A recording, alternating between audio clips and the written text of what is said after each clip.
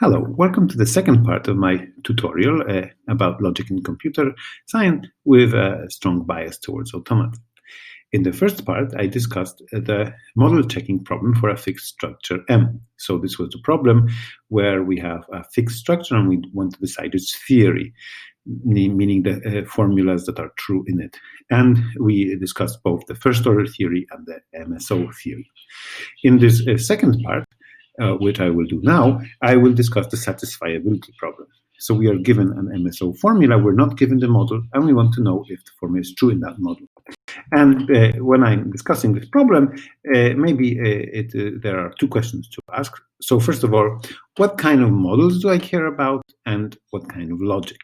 So the original version of this problem is Hilbert's Entscheidungs problem. So it is the logic is first order logic, and the models are all possible models. So we want to know if a formula is true in some model. So dually, we want to know if the formula is true in all models. It's the same decision problem, and this is equivalent to, thanks to the completeness problem, theorem of first order logic. This is the same problem as deciding if a formula is provable. So you will find this in Hilbert and Ackermann's book from 1928, which asks under the name of the Entscheidungs problem as a problem of giving a formula to decide if it is equivalent to the identity formula, so to the true formula. So, and this is famously undecidable, which was proved in 1936 independently by Church and Turing, introducing the notion of undecidability and also of decidability in the process. When Hilbert and Ackermann asked about whether or not a formula is true, they meant true in all models, including infinite ones. But in computer science, a natural question would be if a formula is true in all finite models, and this problem was first discussed by Trachtenbrot, who proved that it is also undecidable. Maybe let me give you a presentation of a rough sketch of what how Trachtenbrot's problem is undecidable about being true in all finite models, because this will play a role later on in this tutorial. So the picture is this. For every Turing machine, you can think of the computation of the Turing machine as a grid where the rows describe configurations of the Turing machine, and consecutive, every two consecutive rows are related by a one-step relation of the Turing machine.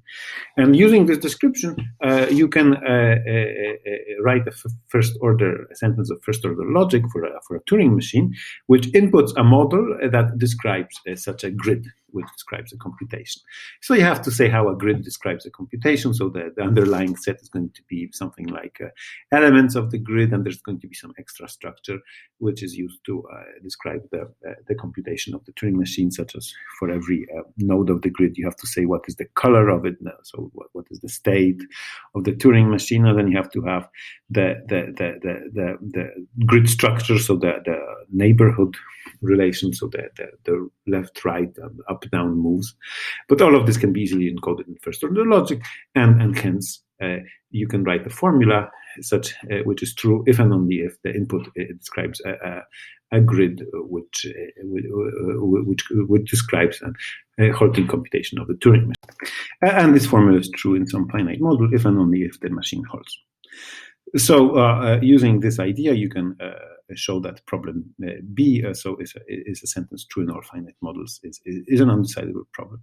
And a similar thing works for problem A, so the original Entscheidungs problem, although you have to be a little bit careful because the kind of undecidability you get is different, because for problem B, whether or not a formula is true in all finite models is co-recursively enumerable, because a model is a finite witness for not being true, in all models, a counterexample. So you have a finite counterexample, while in problem A, the complexity class is complementary because there is a finite witness for being true, namely a proof, and therefore the problem is recursively enumerable. But apart from these differences, the undecidability proof looks very similar. Just have to be careful about the exact kind of halting problem that you encode. So this means that the satisfiability problem or the validity, which is the complementary problem, so it is equidecidable. They are undecidable both for finite models and arbitrary models. So in this sense, we have to impose some restrictions. And there are two kinds of restrictions that you might want to impose. The first one is you restrict the class of models. And this will be the kind of restriction that I will be discussing in most detail in my tutorial. And the second restriction, of course, is to restrict the formulas. So you will say, I don't want to decide satisfiability for every formula, but only for some formulas. And if you choose your restriction well, the problem might become decidable. I will begin with axis 1, and I will spend the most time on it because it is the one where automata turn out to be most useful. And let me begin with a very special case, and as it will turn out, it's actually roughly the only thing you can do, which is the case when I care only about models which are similar to words and trees. So how does this work? You can think of a finite word over some alphabet as a model, as a structure. So the underlying set in the model is the positions of the word, and it is equipped with the order on the positions. And for every letter in the input alphabet, you have a unary predicate which selects positions with that label. Once you have viewed a word as a model, then you can send first-order queries to that word and get a yes or no answer. So, for example, if we take the formula which says for every position x, there is a position y, which is greater or equal and has label a. Well, that means that the last letter in the word has label a. So this particular formula, if you only care about models which correspond to words, then it's going to be true in those words where the last position has label A. And let's say that our alphabet is AB, then this is going to be the language A plus B star A. So it's a regular language. So this particular formula, it defines a regular language. But in general, every formula of say, first-order logic, it will define for you a language of finite words, the words in which the corresponding model satisfies the formula.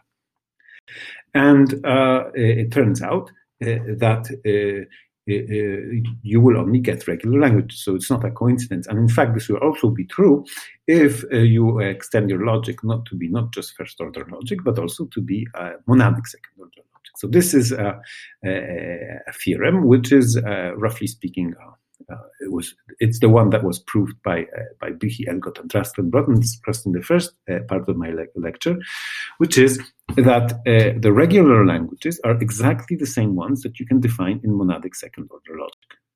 And the right-to-left implication was the one that was proved when I would discuss the Büchi, Elgot, Drastenbrot theorem. But the opposite conclusion, which was also proved by them in the original papers, is kind of straightforward. So how do you transform a finite automaton into an equivalent formula of MSO, monadic second-order logic? Well, it's very easy. All you have to do is you just write, it should be easy, you have to write a formula which says the automaton accepts the word. So let's see that formula in action, and this will allow you to get used a bit to MSO. So suppose that I have a regular language and I want to prove that it can be defined in MSO. How do you do that? Well, assume that the automaton has n transitions. It's a finite automaton, so it has finitely many transitions. And what I will write here, I will just write a formula which just, using the syntax of MSO, it will say that the automaton has at least one accepting run. So how do you do that? Well, you're going to say that there exist sets x1 up to xn. So each set corresponds to a transition. So suppose you have numbered the transitions. And then you say that these sets describe a run. You say that? Well, first of all, you say that for every position x, there is exactly one transition used, which means that there is exactly one of the sets x1 up to xn, which selects that position. So there is at least one set, and then there is no other set. Here, the disjunction ranges over finite many possible choices for the transition. Then you say that the first position is selected by a transition where the source state is an initial one. So you say that for every position x, if it's the first position, well, this can be written. First of x can be written as there is no position which is strictly before. Then you say that there exists a transition such that which labels that position, but you only look at those transitions where the source state is one of the initial states of the automaton. Then you say that for every two consecutive positions, again, x plus 1 equals y can be easily expressed using the order. You say that the transition in position xi and in the next one, they have to agree on their joint state. So the target state of I is equal to the source state of j, which is expressed using a finite disjunction over the set of transitions. And then finally say that the last position uses a state whose target is one of the accepting or final states in the automaton. So this is just a straightforward formalization of the semantics of an automaton, and it is going to work for all kinds of automata, such as Büchi automata on omega words, or Rabin automata on infinite trees, or parity automata on infinite trees, because you can just quantify over the objects which are used in the definition of the semantics of the automaton. And therefore we know that regular and MSO are the same thing. So this was actually the main result of the papers by Büchi, Elgot, and Trachtenbrot in the late 50s.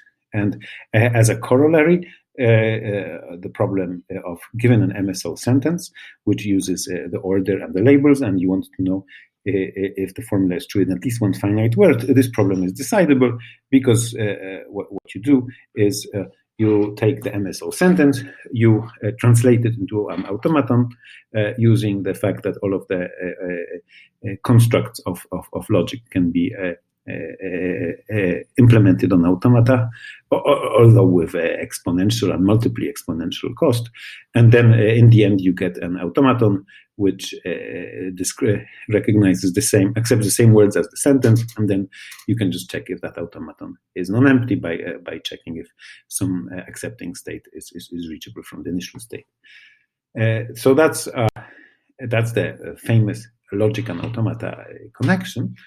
And it also works in many other setups. So, for example, for omega words, it's the same idea. Once you have shown that the appropriate automata that you're dealing with are closed under all operations in logic, so Boolean operations and projection, and disclosure is effective, then you can translate every MSO sentence into an equivalent automaton and check that automaton for emptiness. And for Büchi automata, emptiness is easily seen to be decidable, and similar ideas work for infinite trees.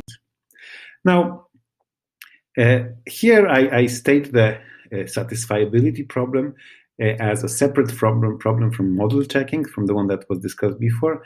This is a little bit inaccurate, because for the particular logics that I'm discussing here, so MSO, the lines are kind of blurred between the problem of is the formula true in the natural numbers, for example, in Büchi's case, and is it true in at least one labeling of the natural numbers, and why is that? Well, suppose that, let's consider omega words. So the satisfiability problem would be something like, we are given a formula phi which describes a set of words over some alphabet, say AB.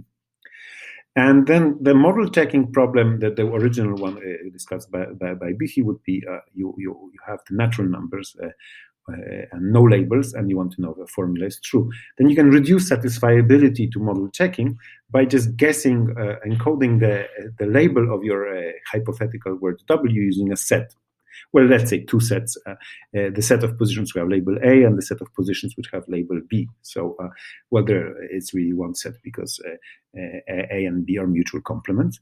And therefore, the satisfiability problem can be reduced to the model checking problem. And conversely, of course, model checking is the same as satisfiability if you just assume that your alphabet has one letter, so the natural numbers with order correspond to the unique word over a one-letter alphabet. So because MSO can quantify over labels, satisfiability and model checking are kind of the same problem. And this is also true for infinite trees. So if you look at Rabin's original problem, which is deciding whether or not an MSO sentence is true in the unlabeled infinite tree, then this is the same decision problem as checking if a formula which describes labeled trees is true in at least one labeled tree, because you can use MSO to set quantification to guess the labels of your hypothetical model. So satisfiability and model checking in MSO, if the underlying structure is fixed to be, say, the omega, the natural ordered natural numbers in the case of omega words, and the Rabin's tree in the case of infinite trees, then satisfiability and model checking are the same problem, because you can push the labeling of your hypothetical word into the logic. But this perspective that you have a language and you can define it in a logic, or alternatively you can describe it in automata, it's proved to be very fruitful, and we'll see examples of that in a moment for other structures such as graphs. But before I continue with graphs, I'd like to mention an alternative perspective on these results, where instead of using logic or automata, we use algebra. And algebra here means semigroups or monoids. So a monoid, it's like a group, but it doesn't need to have inverses. Formally speaking, a monoid is an algebraic structure which consists of an underlying set, which is equipped with a binary concatenation operation, which is associative. So it doesn't matter in which order you concatenate things, you always get the same result. And it has a neutral element for concatenation, which I write here by epsilon, but usually it's written by 1 in the group fashion. A semigroup is like a monoid, but you don't require the existence of a neutral element. And you can use monoids to recognize languages. How do you do that? Well, we say that a language is recognized by a monoid, or in particular a finite monoid, if there is a function which is a monoid homomorphism from the words to the monoid, which gives you all the information you need to know with respect to the language. In other words, if you know the image of the function, then you know whether or not the word belongs to the language. So here, M is required to be a monoid homomorphism. And what does that mean? Well, first of all, observe that the domain of the function, sigma star, is a monoid, because words with concatenation and the empty word are a monoid. And monoid homomorphism is a function between two monoids, which is consistent with the monoid operations, meaning that the empty word is mapped to the empty word, the neutral element is mapped to the neutral element, and also it's compatible with concatenation. So if you concatenate and then apply the homomorphism, or you first apply the homomorphism and then you concatenate, you get the same result. So this gives you the definition of a language which is recognized by a monoid or a finite monoid. And then, as you can see in the top right corner of the slide, regular languages as defined, say, by finite automata are the same thing as languages recognized by finite monoids. So let me give you a quick overview of the very straightforward proof of this. So let's go first from monoid to automata. So suppose that I have a language that is recognized by a finite monoid, and this can be depicted on a diagram as follows. There's the words, and then you map them via homomorphisms to the monoid, and then recognizability says that in order to know the answer for the language L, the yes/no answer, you can do this by passing through the homomorphism and getting some accepting set to give you a yes or no answer depending on the elements of the finite monoid. This diagram is not going to be useful for the proof, but it's just to visualize what it means to be recognized by a finite monoid. And then based on this homomorphism and the accepting set, we can easily create a deterministic finite automaton where the states are the elements of the monoid, the initial state is the empty element of the monoid. The transition function, it inputs a state, which is a monoid element M, and an input letter A, and it just appends in the monoid the value of the input letter, and then you have the accepting states, which are the same as in the monoid. Now, this you can easily see that the state of this automaton after reading an input word is the same thing as the image of that input word under the homomorphism H, and therefore, if you use the same accepting states in the automaton as in the monoid, we will recognize the same language. Maybe it is useful to visualize what happens in this automaton. So if you read a word, then the value in the monoid that you're going to compute by the automaton consists of, you start in the empty word, the initial state, and then you keep on applying the letters of the input word. And if you think of it as the parse tree, the type of monoid operations that you're going to be applying, as illustrated in this little tree, it is going to be a special tree which has like one big left path where the letters are appended to it in the order of the input word. However, a monoid, and this is what makes the difference between a monoid and an automaton, the monoid allows you also to parse the input word in other ways than the one which is used by an automaton. And this is the difference between monoid and automata, that monoids allow for a different parse tree than the unbalanced left to right tree that I have drawn here. For example, you can have a balanced tree of depth logarithmic in length of the input word, and you can have a tree which is unbalanced to the right, and so on. And these the fact that the monoid is prepared to accept different parse trees of the input word is what's responsible for the niceness of this model and its advantages that I will discuss later on. So that proves that every finite monoid can be transformed into an automaton. Well, it's the same underlying set, so it's a linear transformation. Now let's go from a finite automaton to a monoid, and here the transformation is going to be exponential. So there is a cost of going to a monoid. And this is also very straightforward. So imagine you have a language that's recognized by, say, a deterministic finite automaton with states Q. So the homomorphism that we're going to use is the function which maps an input word to its state transformation, which is a function from states to states. So the elements of the monoid are going to be functions from states to states. And therefore, if the automaton has n states, then the corresponding monoid will have n to the power of n states. Well, maybe slightly less, because not all state transformations need to be used by the automaton.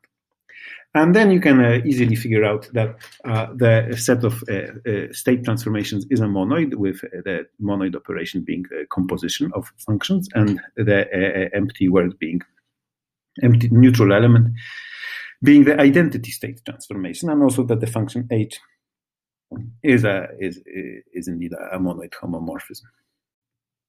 And therefore, we have just created a homomorphism into a finite monoid, which recognizes the same language. The accepting set is going to be those state transformations which map the initial state of the automaton to some accepting state. This construction is exponential, as I mentioned, and actually also works for non-deterministic automata. So if you can use, instead of the set of functions from states to states, you can use the set of binary relations between states, and this will correspond to non-deterministic automata, and the monoid operation is going to be composition of binary relations. So now we have seen that automata and monoids are the same, and it's a relatively straightforward construction. And why am I telling you about this? But enough of advertising for monoids, and let's continue with our story, where we show that logic has the same expressive power as various kinds of automata or monoids.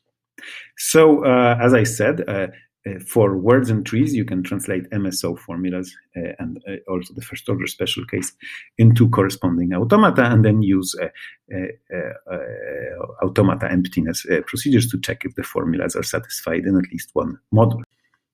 But What about going beyond words and trees? What about things which are not necessarily, not obviously be processed by an automaton? If we study that, then it will turn out that the natural concept that appears, and one that I think is useful to know, is something called tree width. So let's move into that direction. So far we have used MSO to describe properties of words, for example, finite words, by viewing a word as a model, where the underlying set of the model is the positions of the word. They're ordered and they have labels.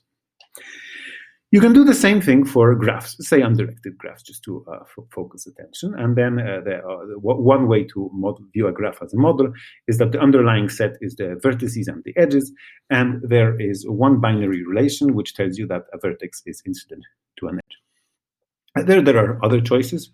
You could, for example, say that the underlying set is the vertices only, and there's a binary relation which tells you that there's an edge from V to W.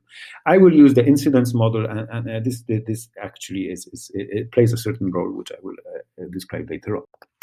So if you think about MSO formulas, or even first-order formulas, as describing properties of graphs in this way, then the satisfiability problem is undecidable. So it is undecidable given a first-order sentence, which, say, uses the incident relation to decide if it is true in at least one graph.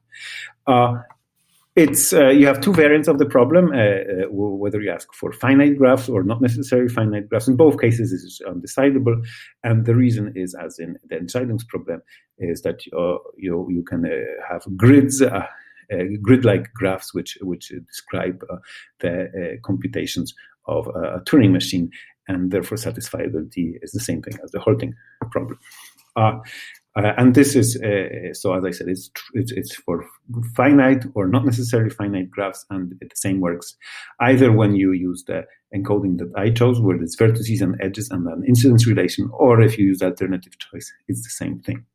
So generally speaking, already for first-order logic, you don't need MSO for that. The satisfiability problem is undecidable. But, as I said, it is because of grids. So let's have a look at those grids.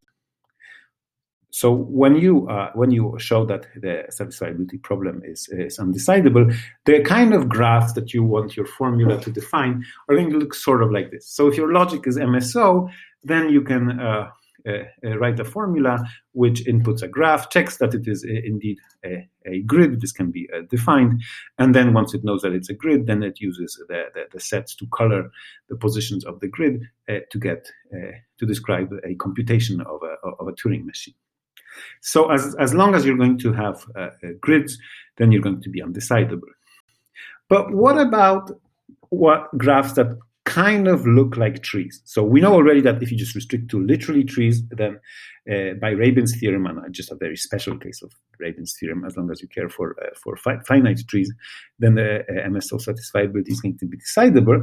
But what about graphs which are kind of trees, but they're not literally trees, but they're trees up to some small changes, such as the one in the picture. I mean, don't try to understand it. It's not meant to be. It's just meant to be a graph which looks like a tree, but it's not literally a tree. And it turns out that there is actually a way of defining what it means for a graph to look like a tree. And this way is very productive because it allows us to recover the automata method on graphs and to get the satisfiability results. So this notion is called tree width, and I will define it here using a sort of logical approach, which is inspired by Courcell's work and not the classical 3D composition terminology. So I will use to define tree width a notion of a graph with ports. So a graph with ports is just a graph with distinguished vertices. So a subset of the vertices are distinguished, and I assume that they're numbered. So there's port 1, port 2, port 3, and so on. And then I say that a graph has a tree width k, so it's a number, if the graph can be constructed using graphs with ports, such that at every moment you have at most k plus 1 ports, and you use the operations that I will describe below. The k plus 1 is just a traditional choice, which is made so that trees have tree width 1 and not tree width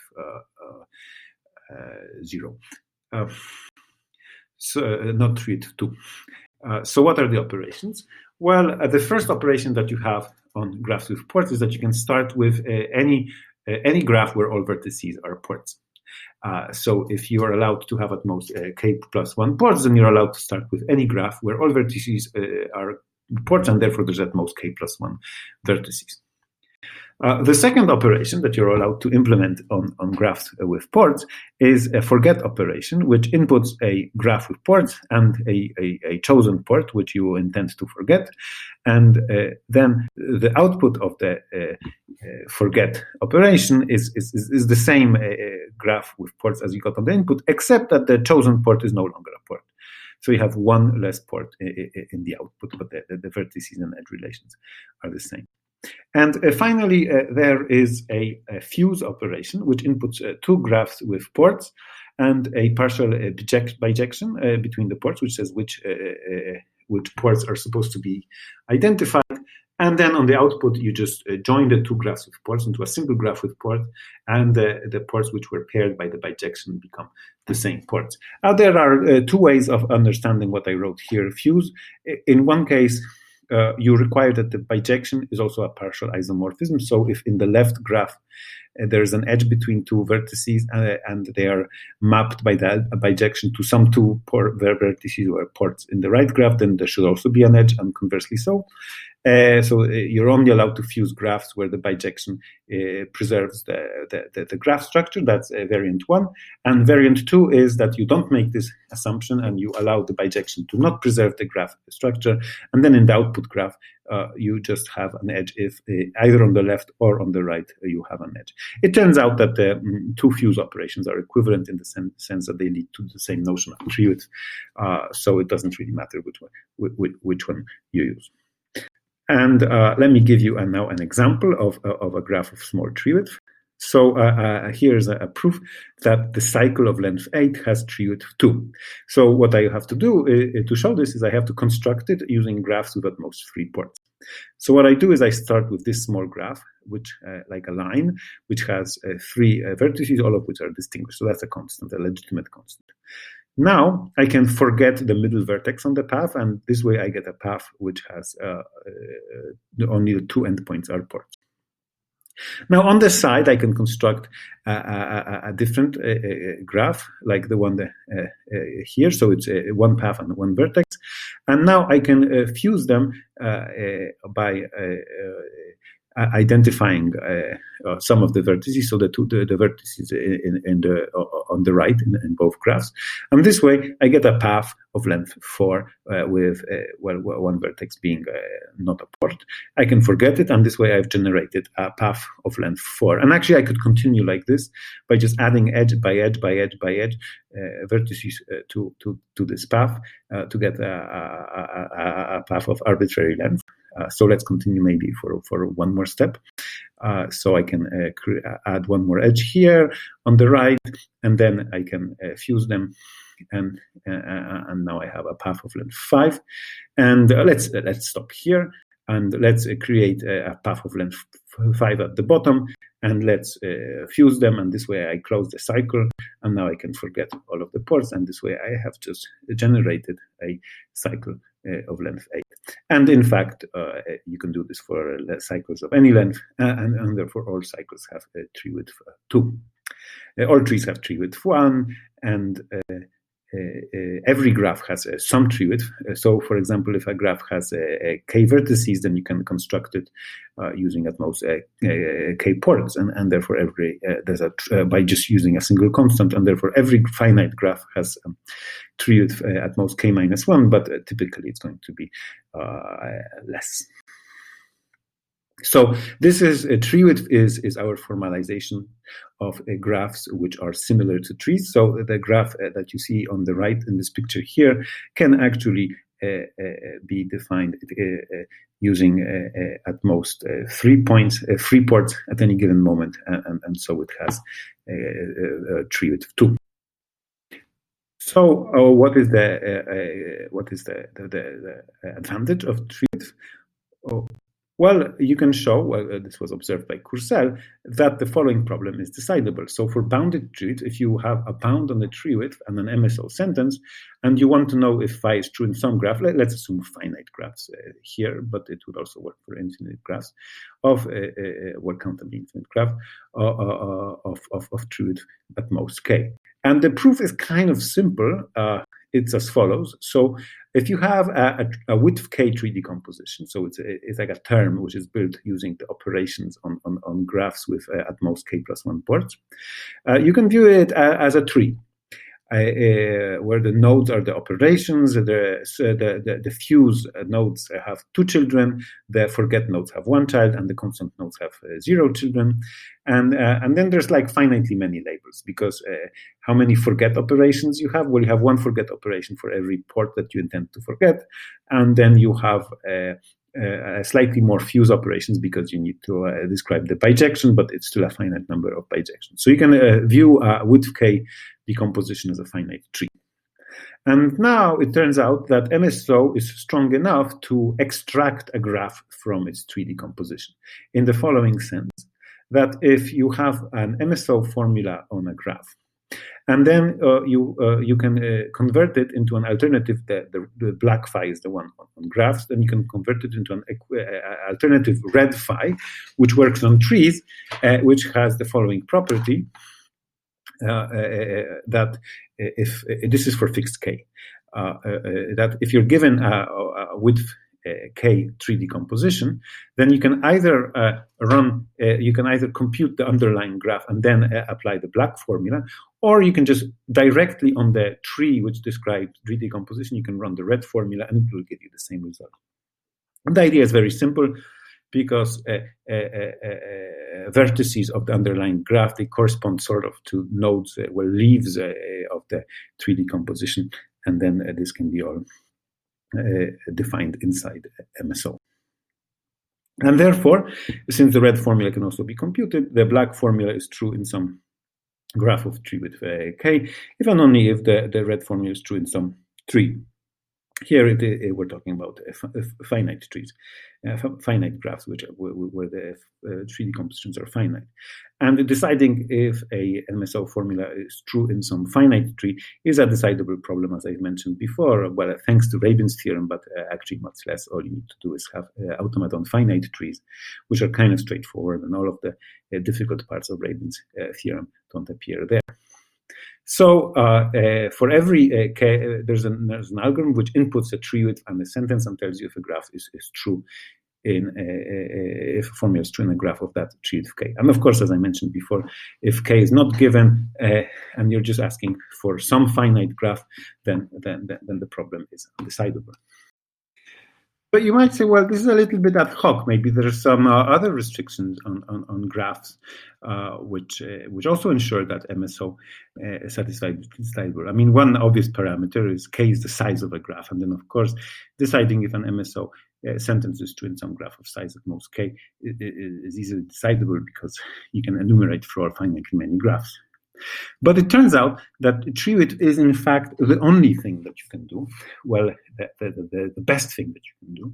And this is a result of the graph miners project of Robertson and Seymour. So a deep theorem of Robertson and Seymour tells you that if you have a graph with large tree width, then that graph will contain a large grid as a miner. Now, I don't want to go into the details of that, definitely not into the proof, but maybe just I recall to you what is the notion of a graph miner. A miner of a graph is obtained by eliminating vertices and contracting edges. And now the notion of a miner is such that it can be formalized in MSO. So if you have a property of graphs definable in MSO by a formula, say phi, then also the property some miner satisfies phi can also be defined in MSO. And so, for example, if phi says that the graph describes a grid which represents a halting computation of a Turing machine, then you can lift that to minors by saying, I contain a large grid which describes a halting computation of a Turing machine. And since every graph with large tree width will contain such a grid by the grid theorem of Robinson-Seymour, you will be able to isolate this computation inside any graph of large tree width. And therefore, this is something that was observed by César. If a class of graphs has unbounded tree width, then MSO satisfiability over that class is going to be undecidable. So the problem, given an MSO sentence phi, is it true in some graph from the class C?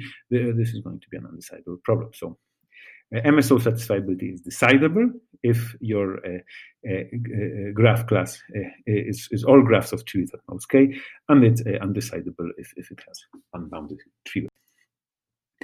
And so we have a pretty good understanding of what makes this MSO satisfiability decidable or undecidable on graphs. It is tree width.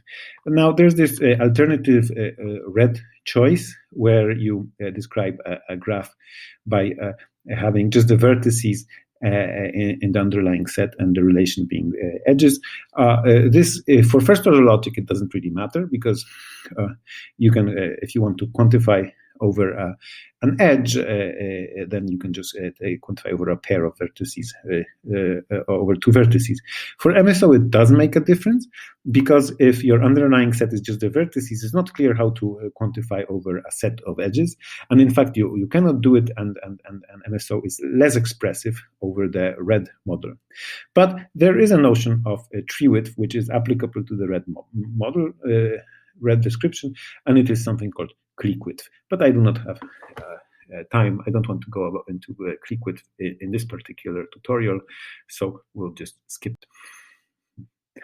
So that is the axis of restricting the models. I was focusing here on monadic second order logic, and here we have a very good and deep understanding of what goes on. What makes the logic undecidable is unbounded tree width. If you bound it, it's decidable. If you don't, it's not. Now, in my tutorial, I do not plan to discuss in much detail the second axis, which is somehow maybe the more classical axis, probably because the second axis is somehow less related to automata. But I will say nonetheless just a few words about it at the end of this part. So how can you restrict the logic? Let me focus here mainly on fragments of first order logic, not MSO, because this has been a very classical topic, like since the beginning, since the Entscheidungsproblem was introduced. People asked, well, how can you restrict first order logic so that it is decidable? So what I would like to mention on this slide is just three fragments of first order logic, which are entry points into interesting topics about algorithms for logic. So the first fragment, well, I'll start out with a very baby example, is consider formulas of first order logic which are just purely existential, which means you have a prefix of existential quantifiers and then you have a quantifier-free formula. Well, this is easily seen to be decidable because if all of your quantifiers are at the beginning and they're existential, then if you take a model of this formula, then you can keep only the elements of the underlying set which are captured by the existential quantifiers and delete all the others. And therefore, if the formula has a model, then it has a model where the number of elements is the number of at most the number of the quantifiers, and hence it can be described, say, by the problem is in NP, and it's easily seen to be NP complete. So that's a very baby example. And then this type of reasoning has been studied since the beginning, and there are famous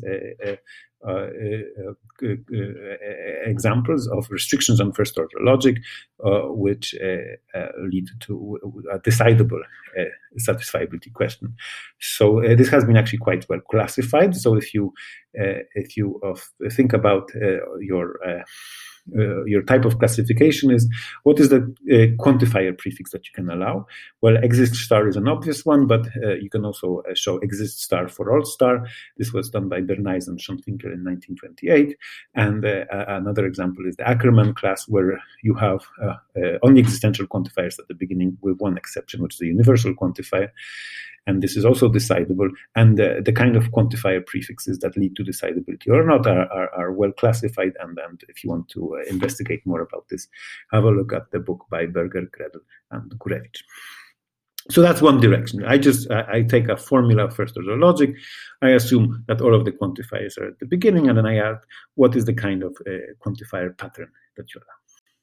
Here's a different and also quite influential restriction on first order logic, which has been studied a lot. It is a two-variable first order logic. So this is first order logic where you're allowed to use two variables, but you're allowed to requantify a variable. So your variables are x and y, but you can quantify it again and again and again. So to see an example, here is a formula which says that the relation R contains a directed path of length 4, because you say there's an edge, Rx and Y, and then you say that from the target of that edge, Y, you can continue it to some X, and then you can continue to some Y, and so on. So this way, you can say that there's a path of length 4 or 10 or so, and so you can do things which are not you can have arbitrary large formulas which describe some things, and it was this logic was proved to be decidable in 1975, and actually it's been studied quite intensively also in the last 2 decades, and the kind of methods that you apply here are counting methods, so things like linear equations, because if you analyze the logic, it allows you to tell things like there's the number of A's is equal to the number of vertices with some color is equal to the number of vertices with some other color, and then you can describe things like that, but it turns out that not much more. So this kind of counting methods applied to variable first order logic have been studied quite a lot, and there's going to be a forthcoming book by Ian Pratt-Hartman on the topic. One last fragment that I'd like to mention, and it is because it has a certain kind of connection with automata, is something called the guarded fragment, which was introduced by Andreka van Bentem and Nemeti. Now, I describe it in a certain way. I don't think it's the original intention of the authors, and it's as follows. You define the guarded fragment to be a restriction on the shape of first-order formulas, which is designed so that if your formula has at least one model, then it also has a model which has a small tree width, and the tree width being like at most the size of the formula, or maybe more precisely at most the arity of the relations used by the formula. And if you have this target in mind, you can come up eventually with a syntactic restriction which guarantees this. And then once you have done this, then satisfiability for your logic is going to be decidable, because checking if a formula of first order logic and even MSO is true in a graph of known tree width is a decidable problem, as I mentioned before. And this fragment has been also studied quite intensively, and it turns out to be quite robust, and you can generalize it, you can add fixed points and things like that, and it continues to be decidable, and all the time thanks to this tree width property. But as I said, my main focus in this tutorial is to describe logics which are decidable by the automata method, and so I will not go too much into the classical choice of restricting first-order logic. And so we have come to the end of the second part, where I decide if a formula is true in some model, and the main kinds of special case that I was caring here about is that I care about formulas whose models can be described by automata, recognized by automata, and therefore the satisfiability problem can be reduced to automaton emptiness. And in the last part of my lecture, part 3, which will be a separate lecture, I will discuss the variant of the model checking problem, where I fix the formula and then my input is the model, and this will be a part where I will have less of an automata emphasis. Thank you.